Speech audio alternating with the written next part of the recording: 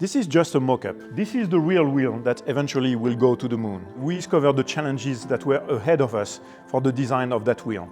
First, we would need to be able to design a material that will face the cosmic radiation that are present on the moon surface. Second, be able to develop materials also that could go from plus 100 degrees Celsius when you are facing the sun on the moon to minus 240 degrees Celsius when you are on the dark side of the moon. We had also to be able to provide a wheel that will be capable to do 10,000 kilometers. And finally, also design a tire that will provide enough traction on the lunar soil that is very soft to be able to move the rover on the moon. We decided to test the traction on a location that is very close to our Michelin headquarters in Clermont-Ferrand by going into the volcano of Auvergne in France, where we thought that the conditions were very similar in terms of abrasion, but also in terms of softness of the soil to be able to test our wheel in those conditions. In order to progress during that project, we created a version first that was made of plastic to be able to start the test initially, and finally we were able to design the final prototype that is very close to the one that eventually will go to the moon.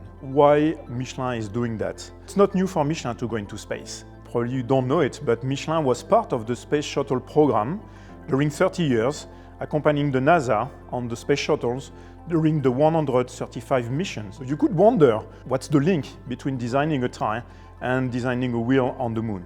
Well, in fact, if you think about a tire is a composite. It's an assembly of different material with different characteristics that when put together, they provide a better performance than when they are taken individually. And this is exactly where Michelin has an expertise and know-how that we developed for more than 130 years.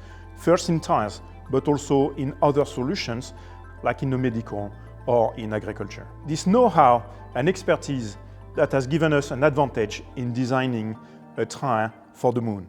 On est bon?